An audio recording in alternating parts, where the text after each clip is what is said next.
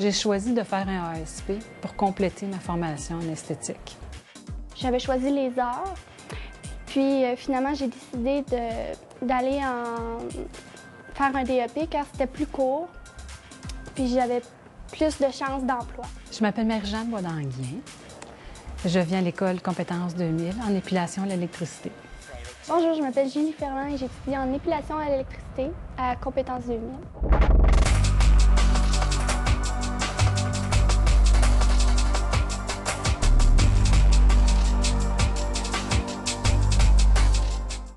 Les tâches d'une électrolyse comportent plusieurs éléments, c'est-à-dire qu'elles vont avoir à faire une consultation. Elles ont aussi à faire une technique d'épilation, c'est-à-dire qu'elles vont insérer ce qu'on appelle un petit filament dans un orifice de la peau, donc un orifice naturel, pour laisser passer un petit courant, une petite énergie douce qui va venir éliminer de façon progressive les cellules qui vont donner naissance au poil. On regarde, le type de pilosité de la cliente, on regarde la grosseur du poil, les régions à traiter aussi. Quand je vais débuter le travail, mon épilation, je fais un examen approfondi de son type de peau.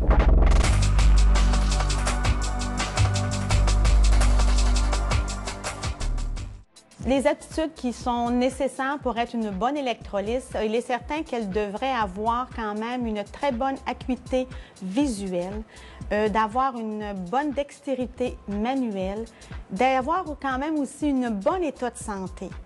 Pourquoi tous ces éléments-là? Parce que la dextérité au niveau de la minutie qui est demandée, au niveau des fois des positions de travail qui peuvent être adoptées pour des régions très difficiles à épiler. Au niveau de l'acuité, c'est que c'est nos yeux qui font le travail. C'est beau qu'on a un appareil, qu'on a un filament, qu'on a des connaissances, mais si on ne voit pas bien ce que l'on fait, il est certain qu'à ce moment-là, le travail ne sera pas ce qu'il est.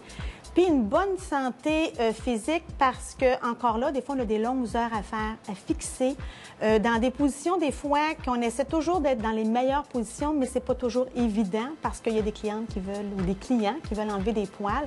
Et des fois, c'est très difficile, l'accès est très difficile à cette région-là.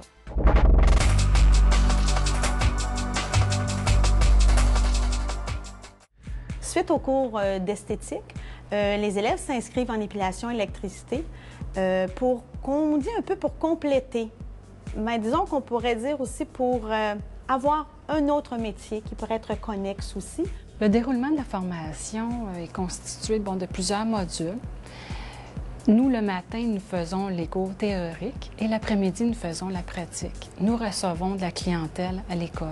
La clientèle vient de l'extérieur. Pour le programme d'épilation électricité est d'une durée de 450 heures, qui équivaut à peu près à 4 mois de formation. Et on retrouve à l'intérieur donc environ une dizaine de modules. On va apprendre le poil, tout ce qui est rapport avec le poil, l'appareil pilosébacé. Nous allons apprendre les courants, nous allons apprendre à faire une consultation, aller étudier vraiment ce qui fait en sorte que le poil pousse et repousse. Nous faisons de l'épilation autant des jambes que des cuisses, autant du dos, on reçoit des hommes aussi. On peut faire les oreilles, on peut faire la lèvre supérieure, des sourcils, autant des aisselles. Nous touchons à toutes les parties du corps. À l'école, on est vraiment formé pour ce type d'apprentissage-là. Une fois que l'apprentissage est bien ancré dans cette région-là, ce que l'on fait, c'est qu'on passe à une autre étape, c'est-à-dire à d'autres régions du corps et on incorpore différents types de courants qui peuvent être utilisés dans la technique. Et après ça, ce qu'on fait aussi, on incorpore la clientèle. On dirige vraiment une mini-clinique, donc quand tu as terminé ton cours, tu es vraiment apte à aller sur le marché. On a une très bonne relation avec nos professeurs. Ils sont toujours prêts à nous montrer vraiment le plus qu'ils peuvent, vraiment. Puis c'est souvent des personnes qui ont été déjà sur le marché du travail, fait qu'ils savent vraiment comment ça fonctionne. Pour nous, ce qui est important, c'est la réussite de l'élève.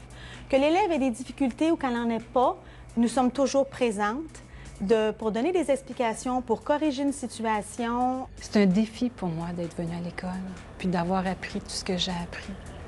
Une connaissance de plus, du bagage de plus dans ma vie. Je suis très fière de ce que j'apprends dans ma formation. Pour moi, c'est un des plus beaux métiers que j'apprends. Puis, c'est vraiment motivant comme travail parce qu'il faut toujours aller plus loin puis en savoir toujours plus.